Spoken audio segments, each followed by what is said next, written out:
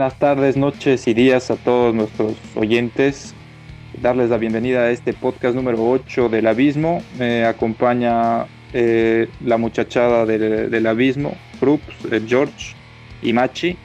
Estamos hablando hoy del hardcore. La última vez yo no estaba aquí. El que les habla es Marcos. La última vez el podcast trataba del post-punk, un episodio que me perdí, pero que me parecía súper interesante. Se habló de muchas bandas muy interesantes, pero ahora vamos a saltar a un tema que a mí me gusta muchísimo, que es el hardcore, especialmente el hardcore latinoamericano. Pero quería darle la bienvenida a los muchachos y decirles que, contarles un poco de cómo yo conocí el hardcore y cómo llegué al punk primero y después al hardcore, y como ustedes estaban discutiendo la última vez, como el post-punk me pareció que recién lo empiezo a disfrutar ahora. Cuando era más chango, ya discutimos cómo los Ramones y toda esa vieja escuela del punk llegaron a Latinoamérica, y en mi experiencia, por ejemplo, viniendo de Tarija al sur de Bolivia, las bandas que más influenciaban a las bandas locales era el hardcore argentino, y bueno, obviamente bandas de New Wave argentinas como Octavia, Sumo, Los Redonditos de Ricota. Y creo que el Machi estaba hablando de estas bandas la última vez y me llamó muchísimo la atención porque nunca lo había visto así, nunca había interpretado a las bandas argentinas de esa manera, con esa influencia, pero después de que lo mencionó así, la influencia que de Smiths o de otras bandas como Siouxsie y compañía influenciaron inmensamente a la movida argentina, y eso indirectamente ha influenciado la movida boliviana. Ya veo la conexión que tiene todo esto. Y ahora, digamos, con el hardcore quería hacerlo como una pequeña analogía a eso, como la New Wave influenció las bandas argentinas que al mismo tiempo terminaron influenciando a las bandas bolivianas. El hardcore norteamericano en los 90 terminó haciendo lo mismo con las bandas argentinas como NDI y Animal, etcétera, que al final terminaron influenciando en los 2000 y en los fines de los 90 a las bandas bolivianas. Machi, no sé si quieres un poco aportar. Te doy la bienvenida al podcast. Gracias, querido hermano. Sí, es muy interesante, digamos, analizar desde ese punto de vista, ¿no? Yo creo que la llegada de Luca Prodan, lo que decíamos la otra vez, a la escena, digamos, argentina, le dio una riqueza increíble, ¿no? Que si no llegaba, probablemente no sé cómo hubiera sucedido todo eso, ¿no? Es muy interesante todo lo que ha sucedido en toda esta región a partir, yo creo, de estos movimientos panqueros y post-panqueros que sucedieron, ¿no? A fines de los 70, principios de los 80.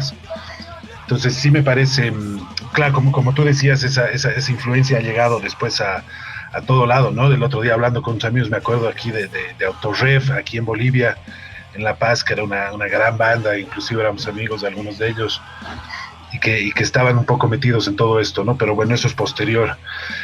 En ese entonces yo creo que sí, y para el surgimiento inclusive de todo el hardcore, ¿no? O sea, justamente esos años, pues si hablamos de bandas como Black Flag, qué sé yo, ahorita a ver, Bad Brains igual, ¿no? Los Bad Brains, Cro-Mags, Minor Threat, Dead Kennedys, todas estas bandas que empezaron a fines igual de los 70s, a principios de los 80s, aumentándole alguito más al punk, digamos, ¿no? Un poco más de agresividad, un poco más de calle, porque el punk siempre ha sido muy callejero desde mi punto de vista, ¿no? No solamente en lo estético, sino en toda la movida, en todo el pensamiento político y de cuestionamiento hacia la sociedad, hacia el momento de determinados países y sus sociedades, ¿no?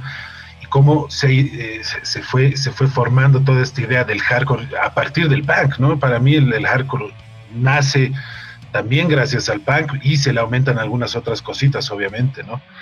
Entonces es muy interesante. Yo realmente quisiera ahondar un poco más, no porque yo sepa, sino porque quisiera, digamos, ya sea Marcos o alguien más, podemos pensar en alguna otra ocasión para invitar a alguien y saber un poco más de cómo es la movida aquí en Latinoamérica acerca del hardcore, ¿no? Eso, la verdad que a mí se me escapa un poco, porque yo al hardcore le entro, pero le entro tarde, le entro muy poco con algunas bandas, pero yo principalmente, la importancia para mí personalmente del hardcore es la influencia posterior, ¿no? Esta es su influencia en el post-metal, y ahí entran un montón de bandas que nosotros amamos, que yo personalmente amo, como Cult of Luna, Neurosis, ISIS, todas estas bandas que también tienen una influencia hardcoreera tremenda, ¿no? Tremenda.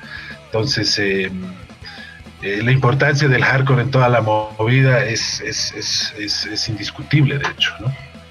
Muy cierto. Y me gusta mucho que hayas mencionado Neurosis, porque me había olvidado que Neurosis había comenzado como una banda de punk. Escuchando los primeros discos, yo me quedé como, wow, que esto no tiene nada que ver con el Neurosis que todos conocemos, con ese sonido súper abrasivo, súper ambiental, súper drone, súper pesado, ¿no? Que antes era esa actitud de calle, súper super hardcore, como vos lo mencionabas. Krupp, vos ¿cómo dirías que es tu experiencia con el hardcore? Sí, estaba pensando justo en lo que ustedes decían. Y claro, o sea, hay una escena post-hardcore que podemos profundizar en otro podcast, porque obviamente se relaciona mucho después con los inicios del sludge y wow, va más allá, ¿no? Pero bueno, con el hardcore es más, yo creo, cuando empecé a escuchar thrash, creo, o sea, escuchaba igual muchas bandas de thrash tienen esa base, ¿no? Hardcore, y después me ha interesado la escuela de Nueva York, ¿no? Creo que es así, se ha vuelto la más popular hasta ahora, ¿no? Por todas las bandas que han salido en Nueva York y todo eso. Y cuando estábamos hablando la anterior vez de los Bad Brains y todo eso, era y cómo empezó, ¿no? De ese rechazo a ese punk más estilizado, más fashion, más todo eso, que ya estaba en Estados Unidos ya había pues una red de escenas ahí, ¿no? Y me parece súper interesante cómo salen las escenas por ejemplo, en Washington, ¿no? Lo que llaman el hardcore con la D y la C en el medio de mayúsculas. Y que en realidad de ahí salen los Bad Brains, ¿no? Pero después los Bad Brains se van a Nueva York y son como los iniciadores también ya de esa escena ahí. Y ahí tenemos a los Agnostic Front e incluso los Beastie Boys. Sí, Beastie Boys se llaman Beastie Boys por el BB, por el Bad Brains de Bad Brain. BB por Bad Brain. Sí. Exacto. ¿No? Y ya después los Beastie Boys ya hacen otra cosa, ¿no? Pero ahí estaban igual las bandas como Cro-Max y todo eso. Y yo, el hecho digamos, de esa escena, ¿no? En Washington, ¿no? Me parecía súper interesante porque para ellos era como había una barrera, ¿no? Porque es la capital, es como decir La Paz, ¿no? Entonces hay toda es una escena, es un entorno, una sociedad tan politizada, entonces que sacar una escena de esas características en ese entorno sociopolítico es pues más jodido, ¿no? No era como hacer una banda en California, ¿no? Porque la otra escena fuerte hardcore en Estados Unidos de la costa oeste es California del Sur y San Francisco y todo eso, ¿no? Después, de ahí, por ejemplo, yo tengo una relación bien fuerte con el Henry Rollins. Entonces ahí, y eso es, y yendo así más atrás, cuando ya se vuelve vocalista de Black Flag, ¿no? Entonces, Black Flag para mí es más hardcore que punk, pero bueno, igual han empezado con una banda de punk. Y la figura del Henry Rollins, ¿no? Es, sí, quizás igual tema para otro podcast, pero es muy interesante porque claro, es igual, tenía su banda, era la SAO o algo así, era como State of Alert, sí.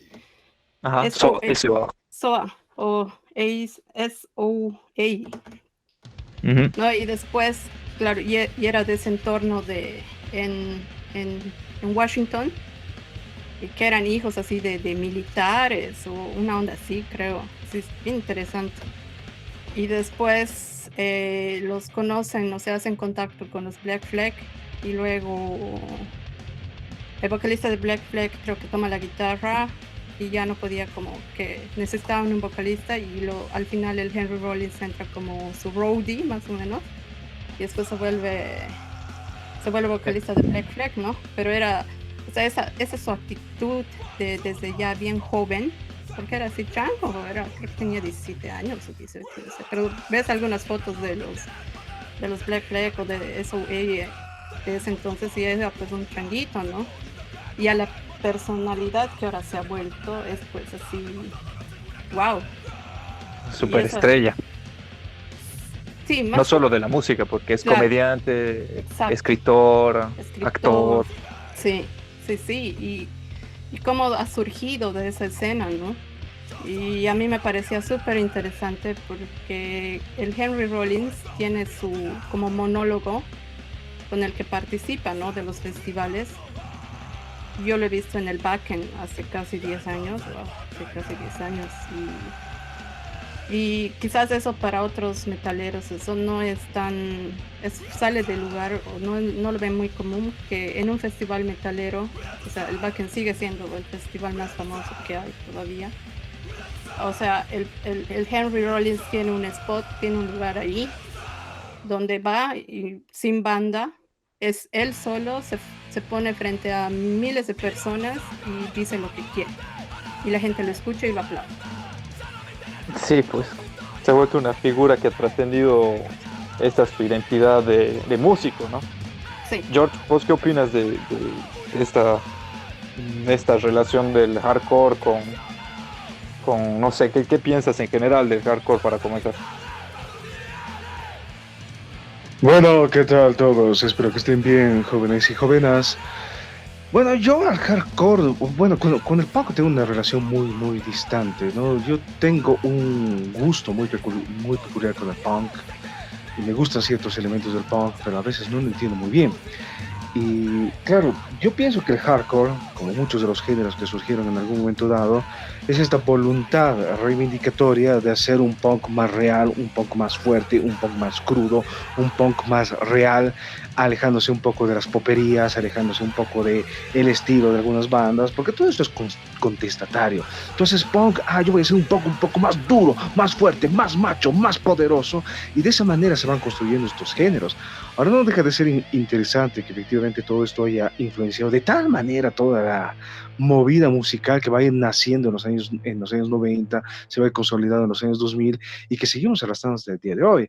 El fenómeno de Henry Rollins es pues absolutamente genial, porque él es justamente tiene esta imagen, ¿no? De ser era el tipo antisistema, contestatario, que agarraba a queques a quien lo miraba feo. Y hoy en día es una figura pública, ¿no? Que hace sus talk show, que podría tener un talk show en un horario estelar en cualquiera de los canales de televisión de los Estados Unidos.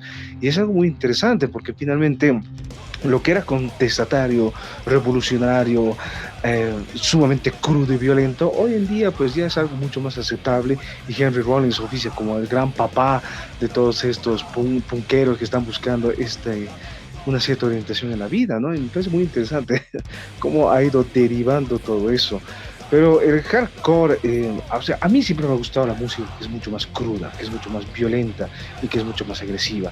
Y uno de los aspectos que le podía reprochar mucho a punk es que a ratos, por ejemplo, los Ramones, a ratos medio que suena a hits poperos de los años 50 y a ratos me incomoda un poco.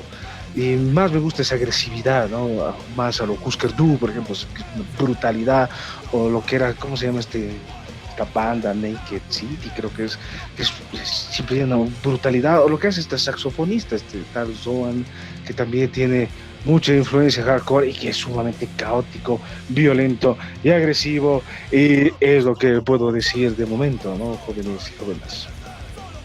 Muy buena aporte. Y es verdad esto de los Ramones o sea, si pones en la misma categoría un Ramones versus un Minor Threat y después pones un The Exploited, no tienen nada que ver uno con el otro, ¿no? O sea, están en la misma vena, pero no bombean el mismo tipo de sangre, porque Ramones era, como vos has dicho, ellos querían ser el gran pop, ellos querían ser New York Dolls, pero que con plata, o lograr ser una rockstar, pero nunca lo han logrado porque no estaban hechos para eso, Vos, Machi, me interesaría que me des tu opinión sobre esto, por ejemplo, del cambio que han tenido tanto las bandas de hardcore, que acabas de mencionar, por ejemplo, Neurosis, acabamos de hablar de Henry Rollins, de toda esta movida americana, y cómo, por ejemplo, lo que más me interesaba a mí del hardcore era ver cómo la ideología ha jugado una parte súper importante con el cambio del punk tradicional, porque si hablamos de bandas de punk, digamos como Ramones, o hablamos de Sex Pistols, o hablamos hasta de otras bandas británicas del mismo tinte, no los unía del todo una ideología, por decir así.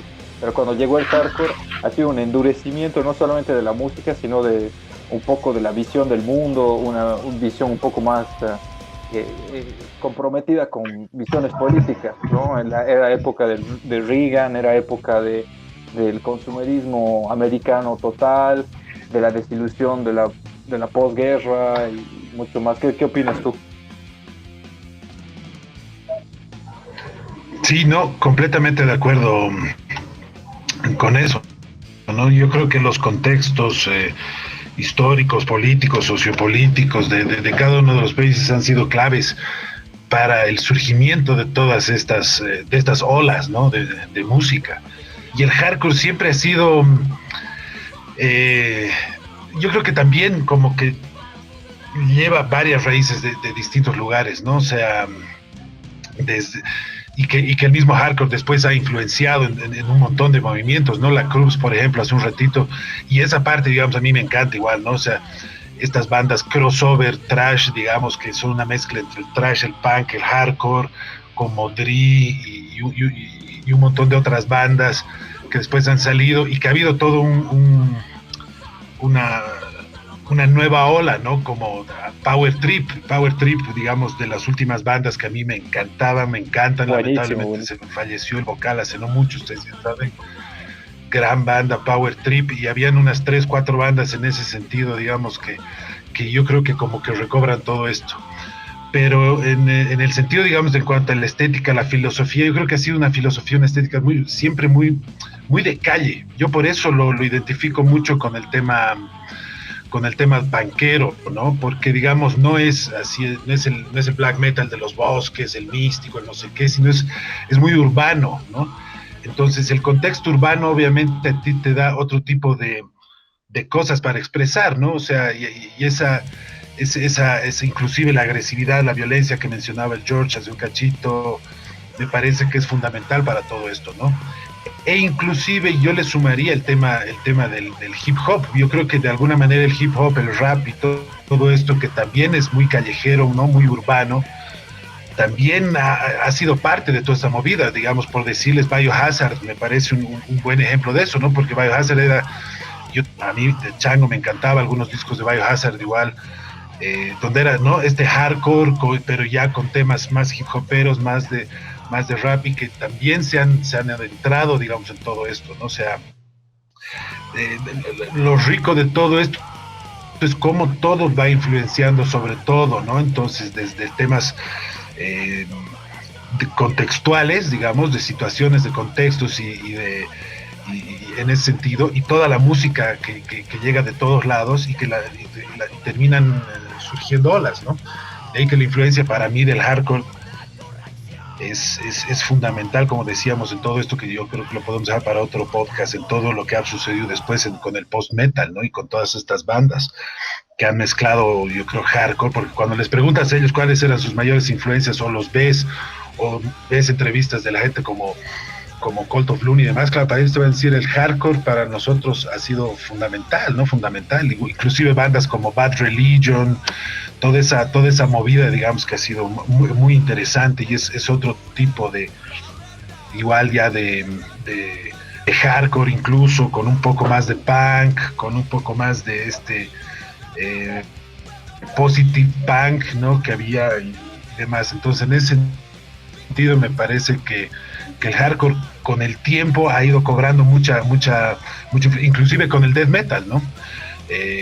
Dentro del death metal, bandas como hoy en día como Xibalba, por ejemplo, que mezclan esto del hardcore, inclusive yo hasta Entombed de alguna manera también yo creo que ha tenido cierto hardcore en algunos de sus discos, no en los primeros obviamente, donde era así death metal escandinavo puro, pero yo creo que han ido también como que asimilando todo esto que provenía principalmente, creo yo, de Estados Unidos, y que se abrió hacia el mundo y empezó una explosión brutal gracias al hardcore, ¿no? Exacto. Y bien que lo mencionas porque esa es digamos, lo que estábamos buscando, hacer una relación, a ver de dónde entraba el hardcore en la historia del metal y todo eso, pero yo creo que son historias que son paralelas y que están entrecruzadas, ¿no? ¿Vos qué piensas, Cruz?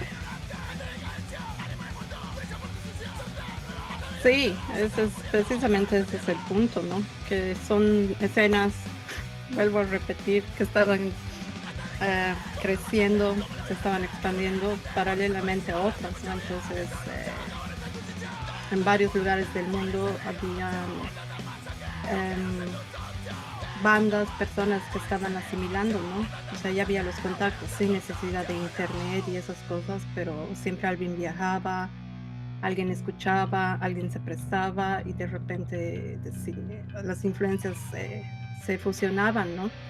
Y de ahí han nacido pues un montón de escenas. Yo que estaba leyendo sobre el hardcore un poco, me parecía súper interesante que usaban también y decían las bases igual están en el proto-punk y era así como proto-punk. Y bueno, en los 60 ya había lo que ahora se denomina, ¿no? Que eran esas bandas que estaban empezando a hacer esos sonidos más experimentales y que son así como característicos como de la escena en Detroit, digamos. Y cuando uno piensa en la escena en Detroit y piensas más en esa región y dices, wow, lo que ahora es esa escena allá, ¿no? En Detroit, en Chicago y todo eso, o sea, la escena de Chicago es pues igual, así creo que es igual un tema solo para un podcast. Todas las bandas que han salido, que hay, ¿no? Entonces, seguimos revisando y viendo. Y después me pareció algo interesante que he leído igual, es que hay una banda peruana, no sé si han escuchado, los Psychos. Eso te quería decir, los Psychos, ¿sí? Claro. Bien que lo saques, Krupski, porque es clave, igual. Y o sea, de mediados de los 60. O sea, no es que después vieran influencias, no. O sea, ya a mediados de los 60 ya había una banda en Lima que estaba experimentando precisamente esos sonidos, ¿no? Y eso me parece súper. O sea, y como en Perú se habla mucho igual de esas escenas de hardcore más pequeñas que estaban creciendo en Italia, por ejemplo, o en Japón. Pero claro, es obviamente, vuelvo a repetir, esa escena de Nueva York es la que se ha llevado al final la bandera, ¿no? Que se ha consolidado Y me gustaría unirlo también al hecho de que en esa época Nueva York era pues también la cuna o sea, era no la cuna, digamos, la meca, o sea, una de las mecas de la música, del movimiento musical en general, ¿no? Entonces o sea, no solo eran las bandas que habían, o los fans, los seguidores, sino también, o sea, es todo un conjunto de personas y de lugares que conforman una escena, ¿no? Y en Nueva York siempre se ha caracterizado por tener lugares claves, ¿no? O sea, porque las bandas necesitan un lugar donde tocar y la gente necesita un lugar donde ir y todo eso. Y siempre me ha parecido interesante la historia de ese bar del CBGB, sí, exacto, que al final no se volvió como el lugar en Nueva York para la escena hardcore, pero alguna vez estaba leyendo la historia del lugar, que era una banda, digamos, era un bar que empezó, digamos, como ser una plataforma para bandas, o sea, del mismo nombre, ¿no? Era de country, bluegrass, blues, y que después fue como tomado o acaparado por las bandas hardcore en Nueva York. Bueno, primero de eso, CBGB's ha sido cuna de Blondie, Television, sí. Y los Ramones, ¿no? Exacto. Pero hay una peli, ¿no? De CBGB. De esto, del CBGB's, justamente, de este surgimiento, de todo este movimiento, creo, sí. Voy a chequear ahorita para pasar el dato. Sí. Hay igual un documental sobre la escena del hardcore, específicamente en Washington, en DC, que se llama, ¿no? El Punk Capital, de Punk Capital, que me parece igual súper interesante. En todo ese contexto de lo que estábamos hablando, ¿no? Es súper importante eso para Estados Unidos, especialmente eso de las regiones, los estados, es como varios países pequeños que forman un solo país y que después forman estos circuitos que ya estaban mencionando hace un momento al principio del podcast.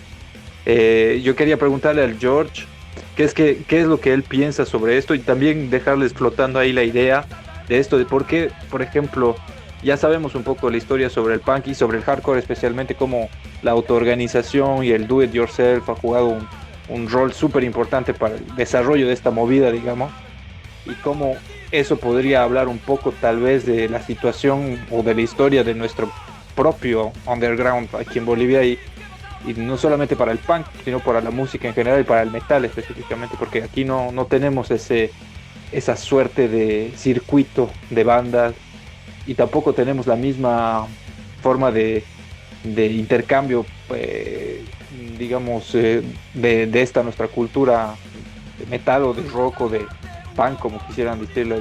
George, ¿vos qué opinas? Bueno, a ver, en relación a la escena local, yo la conozco muy mal, para serles sincero, y ahí sí necesitamos gente que nos oriente un poquito de cómo surgió todo esto, pero es que Bolivia tiene pues sus características muy propias, y en Bolivia, digamos, esta escena rockera siempre ha sido muy chiquitita, y el elemento contestatario y el elemento que surgió como una reivindicación política fue todo esto de folclore boliviano. Y cuando surgen los cargas, y antes de eso los jaires, los corihuayras y guara de por medio, que es el link entre el rock y el folclore, pues es extremadamente subversivo, porque estamos en una época donde todavía hay dictaduras militares y donde las dictaduras miraban con unos ojitos medio sospechosos a toda esta gente que estaba hablando de cosas de indios y que no era algo pues para nada bien visto en ese momento.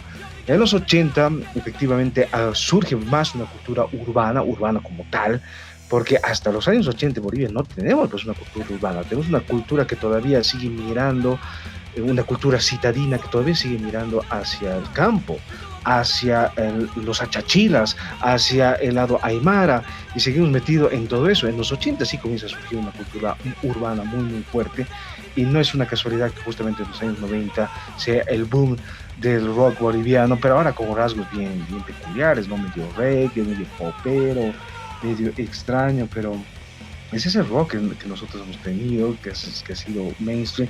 Ahora, la cultura underground en Bolivia es pues bien rara y está más ligado a esta reivindicación política, a esta idea de que nosotros somos los oprimidos, nosotros necesitamos una voz, nosotros tenemos que salir y romperlo todo y mandar al diablo todo, porque todos somos infelices y unos desgraciados que nos han oprimido durante tanto tiempo. No, por lo menos eso diría yo. Me parece que ahí cuando estabas hablando, por ejemplo, de la influencia, que no es coincidencia que en los años 80 era el boom del rock boliviano, justamente cuando ustedes estaban hablando del episodio anterior sobre el New Wave, el post-punk y todo eso, y yo estaba buscando un poco la música para hacer la edición y me topé con una joya de la música boliviana que era los Ronich a principios de los años 80, que yo puse New Wave boliviano y me saltó los Ronich, pero es así como cuando escuchas la percusión estás escuchando The Smiths y yo me quedé como wow, o sea, no es tampoco coincidencia eso, ¿no? Cuando nosotros en Bolivia teníamos en ese momento, tal vez no hemos salido por el lado más brutal de la cosa, no hemos salido por el lado más rockero de la cosa, porque los Ronich son una banda de música tropical, por decirlo así, o de cumbia, pero la influencia ha llegado, la irradiación o la radioactividad musical que venía de otras partes como del New Wave y del punk nos ha llegado a tocar. Y al Machi, me gustaría que vos me des tu opinión sobre esto que acaba de decir el George, de cómo el underground, cómo se ha ido formando, se ha ido cambiando esta idea del underground boliviano a través del tiempo, y con eso de que podríamos verlo desde el lado un poco más antropológico, si quieres. Claro, de hecho, y esto que mencionabas de los Ronin y demás, que es muy interesante, pero que yo en determinado momento tenía una hipótesis que después ya no la llegué a desarrollar ni nada. Pero yo creo que inclusive en la cumbia boliviana, digamos, el uso del teclado, de ciertos sonidos, de ciertas cosas, viene muy influenciado por cierto New Wave, por ciertas cosas europeas, tal vez más poperas y menos oscuras, digamos, pero que yo creo que sí han influenciado mucho, ¿no? Y después, claro, como dice el George, ya en el surgimiento de todo el under, boliviano, digamos, claro, yo creo que han habido distintos tipos de géneros que son los que más han influenciado, ¿no? El thrash, de alguna manera, creo que es uno de los géneros que ha iniciado un poco todo el under nacional, o por lo menos paseño, digamos, que nosotros conozcamos, ¿no? Con todo este movimiento que había, La Paz, Trash, No Drogas y demás, que es tan conocido, y que igual fue muy importante, digamos, yo creo, para iniciar toda la movida, ¿no? Y el trash, porque en ese momento, pues, estamos hablando de principios de los 80s, mediados de los 80s, era justamente cuando el trash estaba en pleno surgimiento a nivel mundial, ¿no? Entonces yo creo que igual de alguna manera se pueden ir analizando ciertas cosas dependiendo también de qué es lo que sucedía, porque si bien no teníamos internet, no había todo esto, pero siempre se sabía de alguna manera. Nosotros que éramos changos en ese entonces tampoco teníamos internet, tampoco teníamos celulares, o sea, no había, igual sabíamos más o menos qué estaba sucediendo en otros lados y todo esto cómo ha ido influyendo, ¿no? en todas las movidas. Pero yo creo que en nuestro caso, y eso es algo que te lo dejo igual para que lo podamos conversar, ya para el surgimiento del under paseño boliviano, yo creo que el thrash es uno de los o el género iniciador, digamos, ¿no? Porque después Death había muy poquito, Black todavía no se había establecido muy bien, eso es posterior, el Death Metal igual es un poco posterior, y había punk, algo de punk obviamente, y ahí es donde entra, creo, el thrash con mayor fuerza, por un tema de, como digo, repito, por un tema de los años, del momento, ¿no? De ese momento histórico, de ese momento en cuanto a temas temporales, digamos, donde es justamente donde estaba, y que coincide, como dice el George, con esto de ya de una cultura un poco más urbana, ¿no? De ciertos movimientos a nivel ciudad que empezaban a surgir y que para mí, digamos, están vinculados en ese sentido a lo que estaba sucediendo en ese momento. Un poco el punk ya había pasado, el hardcore estaba igual con todo esto del crossover, el hardcore, el thrash, ¿no? Y ahí es un poco donde se inicia. No sé qué opinas. Claro. Los Group, ¿qué opinas? ¿Cómo lo veías vos? Em, ¿Cómo veía el hardcore allá en Bolivia? ¿Dices? Sí, no, en general, fue tu experiencia en ese momento, no sé Ah, por que- ejemplo, yo lo viví más del lado de, para mí, en ese momento, cuando yo he comenzado a escuchar el metal, era en el momento cuando el black metal, Timo Burgir y compañía era como, wow, la cosa que se escuchaba en Bolivia. Eso ya era un poco, digamos, más viejo en Europa y en Estados Unidos, pero yo creo que llega con un poco de delay las modas, entre comillas, y las tendencias musicales. Vos, no sé qué opinas. Sí, estaba pensando en lo que decía el Machi de esa escena trash, de la que creo que debemos sí o sí hacerle un podcast, porque me gustaría que se hable de esa escena, de esa primera ola del trash boliviano, digamos, y esa nueva ola que ha nacido hace ya un par de años y que ahorita son pues una docena de bandas, ¿no? O sea, hay una nueva generación thrasher boliviana, obviamente más bandas en La Paz, pero que me parece súper interesante y todo lo que están haciendo como comunidad, ¿no? O sea, hay la Trash Hermandad, por ejemplo, y todo ese feeling, toda esa hermandad que tienen entre bandas y todo eso me parece muy rescatable, ¿no? Y también me gustaría hablar conocemos a la cabeza de la Paz Trash No Tracks y creo que sería bueno invitarlo también a un podcast.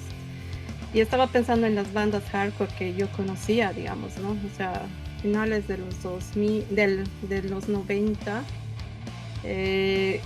tenía amigos en común con los Pantano, por ejemplo, y para mí ha sido una de las bandas, ¿no? Así, locales que eran así, ese sonido hardcore influenciado de sonido de bandas de Nueva York y todo eso, y bueno, tenían varias influencias ellos, ¿no? Me acuerdo que escuchaban mucho Madball y Agnostic Front y Biohazard igual, y Suicidal Tendencies, y después había igual Indio, después igual los Escoria han hecho un poco más de sonido hardcore, después habían bandas crossover, y ya cuando he empezado a organizar el Illimani Metal, había también bandas como los Tantahuahua, por ejemplo, y lo relacionaba con lo que dice George Mudesa. Había una identidad de esas bandas, o los mismos Chulpa, por ejemplo. Los Chulpa hacían una fusión entre death y hardcore, pero o sea, esas bandas con esos nombres, ¿no? Con esa identidad, ya sabes más o menos de lo que van a hablar, ¿no? Los Tantahuahua eran más de esos problemas más personales, pero igual de una crítica social, ¿no? O de varias cosas, pero habían esas bandas, ¿no? Lastimosamente ya no están activas, pero han dejado un legado ahí, ¿no? Como parte de esa escena que ha empezado. Y ahora, digamos, bandas más actuales, yo podría nombrar, digamos, me gusta mucho esa banda de Sucre, a Palazos y Piedras. Son más crossover, pero tienen una base, si bien igual los relaciono mucho, tienen un sonido medio Rage Against the Machine. Rage Against the Machine es igual, pues como, entra igual ahí, en esa historia, ¿no? Entonces, o sea, ves cómo han influenciado todas esas bandas del mainstream de alguna cierta forma, y que, como decía el George, o sea, la escena boliviana es un poco más, obviamente es más pequeña, pero eso no significa que haya habido influencias y personas y bandas que han tratado de hacer lo suyo, ¿no? Con esas influencias. Y bueno, habría también que ver quizás en otro podcast como decías, Marcos, o sea, obviamente Estados Unidos es, pues, son varias ciudades, es varios estados unidos y son un conjunto de escenas, ¿no? Pero creo que en Sudamérica específicamente como hay escenas muy fuertes de, qué sé yo, la cumbia o el rock latino y hay otras, el rock, el punk, el hardcore, el metal, son todavía géneros, no diría del underground, pero nunca han llegado a ese estatus tan comercial, ¿no? O sea, entonces, hablando así con músicos brasileros o músicos chilenos o peruanos o argentinos, creo que sería bueno en adelante también. Sería interesante que nos den sus puntos de vista sobre cómo ven el crecimiento de sus escenas, ¿no? Quizás no sabemos muchas cosas, pero tengo la impresión que en varios lugares ha habido como un estancamiento de la escena en general. No estoy hablando específicamente de bandas, porque bandas siguen saliendo en cada ciudad, en cada país, en cada escena. Siguen saliendo nuevas bandas, nuevas propuestas y todo eso. Pero lo que falta ahí creo que es mucho el apoyo de todos en general a sus escenas. Eso. Sí. Y bueno, sí, es un síntoma de que todos podemos ver, ¿no? George, algunas palabras finales, ya estamos un poco cerrando nuestro octavo episodio del podcast. ¿Vos tienes algunas impresiones, algo que quieras ir diciendo para ir cerrando este episodio? No solo decir, a ver, continuando un poco con las ideas que estaba lanzando la Cruz. Efectivamente, todas las escenas llegan a un cierto momento medio que se estancan y ya no saben muy bien qué diablos hacer. Siguen saliendo bandas, pero tal vez ya no es tan relevante. Pero la idea de la música siempre es rescatar los mejores elementos disponibles dentro de la escena musical y tratar de hacer algo nuevo. Efectivamente, el hardcore, que fue una patada voladora en los años 80, surgieron otras cosas más y la escena de los años 90 va tirando hacia una experimentación y una exploración mucho más fuerte, mucho más interesante, mucho más ecléctica, mucho más experimental, y creo que eso es lo importante en la música, no solamente en el metal, sino en la música en general, es ir explorando diferentes vertientes y no tanto centrarse en un solo género o en una sola visión de las cosas o tratar de hacer las cosas que de una cierta manera. Yo soy realmente punkero y tú no lo eres, yo soy metalero y tú no lo eres, tú eres black, yo soy blackero y tú no lo eres, cuando en realidad el black en realidad el metal, quería decir, es una hermandad y es un conjunto de diferentes estilos, de diferentes propensiones, de diferentes aficiones y de diferentes ideologías. Pero las diferencias entre estas diferentes variantes son demasiado mínimas muchas veces. Y creo que ahora lo importante es ir traspasando estos géneros para llegar a una música mucho más diversa, mucho más interesante y que realmente traduzca mucho de los malestares que tenemos, porque finalmente el metal es eso, surge de este malestar social, surge del desencanto que se produce a finales de los años 70 frente al sueño hippie y surge con mucha fuerza en los años 80 en medio de este delirio capitalista neoliberal y sigue aquí con mucha fuerza en medio de este malestar social. Ahora que estamos en este fenómeno de la pandemia y que ya lo estamos superando poco a poco, van a salir un montón de cosas muy interesantes y vamos a seguir manteniendo vivo el espíritu del metal, siempre contestatario, ruidoso, agresivo y sobre todo inclusivo de otros géneros. Eso quería decir, jóvenes y jóvenes. Entonces eso, digamos, como palabras finales. No sé si alguien más quiere decir algo. Muy bueno eso de que el metal tendría que ser inclusivo de todos los géneros. Diego, Machi, decime, ¿vos qué piensas? Sí, no, de acuerdo completamente. Yo creo que lo lindo de todo esto es que, y que nos hemos ido dando cuenta con cada podcast, es que se abren y más puertas y más puertas y más puertas, ¿no? Por eso, cuando muchas veces hablábamos de estos, de los géneros purismo, de los géneros puros y de los purismos dentro de la música, yo realmente no creo en eso, ¿no?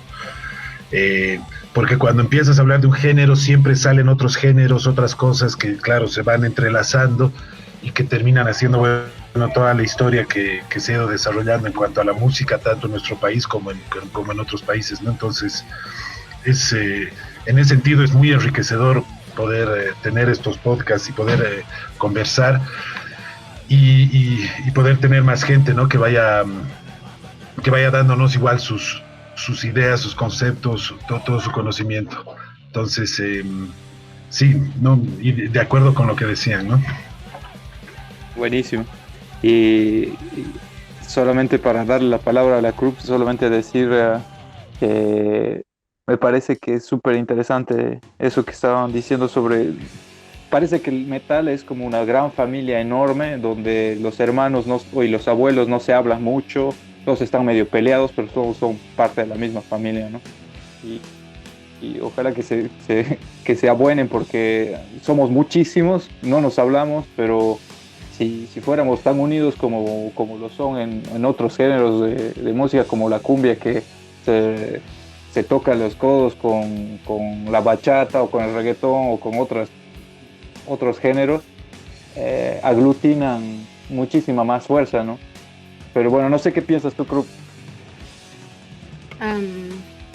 Pero hay pues una cumbia metalera, creo, ¿no? O había, No me sorprendería. había una banda, no me acuerdo, pero creo que era una broma, no sé, hace años pasaban el video unos gauchos habían que eran sí. descendientes de japoneses, me acuerdo. Algo de... Sí. No me ¿Qué acuerdo. diría tu novio si no sé que escuchamos Megadeth? Una cosa así, no me acuerdo. Había Exacto. ¿No eran los querubines, ¿no eran los querubines, Sí. querubines negros del Morocotongo? Exacto. Me acuerdo. Sí. Sí, lo que pasa, bueno, es que si lo ves desde el lado familiar, digamos, siempre va a haber problemas intrafamiliares, entonces siempre va a haber hermanos que no se llevan y problemas y bla, bla, bla, pero yo por lo menos quería hablar de otra cosa, pero ya voy a hablar de esto. Cuando me he venido a Alemania, creo que en los festivales me he dado cuenta de que esa hermandad de metalera es así muy fuerte. O sea, es tangible cuando vas a un lugar donde hay tanta gente que puede venir de todas partes del mundo y que están ahí con un objetivo, ¿no? Que es escuchar música y pasarla bien.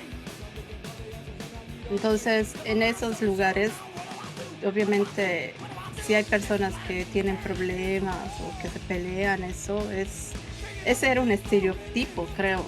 Que algunos decían, en los Andes siempre hay gente que se pelea y bla, bla, bla, o acaban peleándose, borrachos y no sé qué, pero yo he visto eso, casi nunca veo eso, digamos. O sea, muchas veces me ha pasado que he acabado, digamos, tomando una cerveza con alguien X de algún lugar X, digamos, porque estábamos escuchando la misma banda.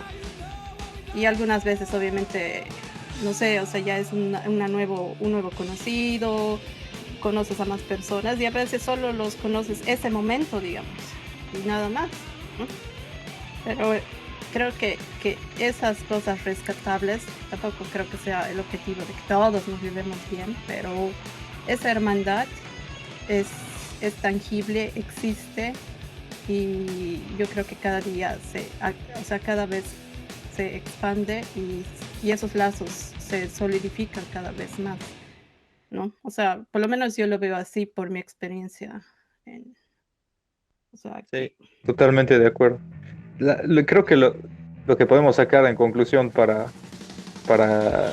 este podcast es eso, que más allá de que no nos vamos a llevar bien porque hay diferencias, no porque a mí me gusta Burzum, me tiene que caer todo el mundo que le gusta Burzum, por ejemplo. Pero es que si ves un poco más a fondo de qué es, de dónde vienen las influencias de cada banda, de dónde salen cada género y todo eso, hay cosas más en común que cosas diferentes, ¿no? Pero bueno, yo solamente quería decirles muchas gracias a ustedes por participar en el podcast, a la gente que nos está escuchando y recordarles que nos visiten en el Facebook, que nos visiten en el Instagram, que dejen sus comentarios, que participen y que esperen de nosotros un próximo capítulo que vamos a ir cerrando ya esta temporada, que en la próxima vamos a estar teniendo unos invitados, seguramente músicos, gente del medio, gente que sabe mucho más que nosotros sobre ciertos temas y que va a estar muy interesante. Hasta la próxima. George, Machi, Group, muchas gracias. ¿Algo para decir al final? Yo simplemente despedirme, agradecer a todos, obviamente, principalmente a ustedes por estar aquí. La idea del podcast, como decíamos hace un rato, es justamente esta, ¿no? De poder conversar de lo que más nos gusta, de lo que nos interesa, de lo que estamos metidos. Agradecer y bueno, vamos a ir organizando los siguientes podcasts en función a todo lo que va saliendo, que es un montón, ¿no? Entonces, un saludo, un fraternal abrazo a ustedes y a toda la gente que nos escucha. Hasta la siguiente. Chamachi.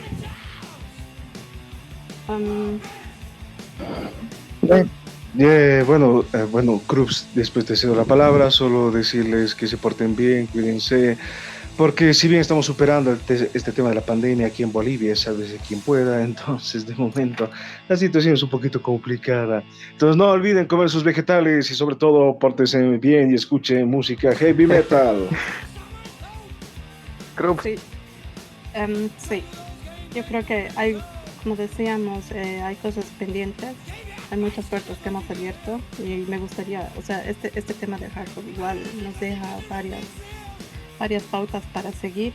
Me gustaría hablar mucho de toda esa escena Straight Edge, del Youth Crew, de cómo se ha vuelto pues ahora mainstream, ¿no? Todo el merchandise que tienen por detrás y todo eso es increíble.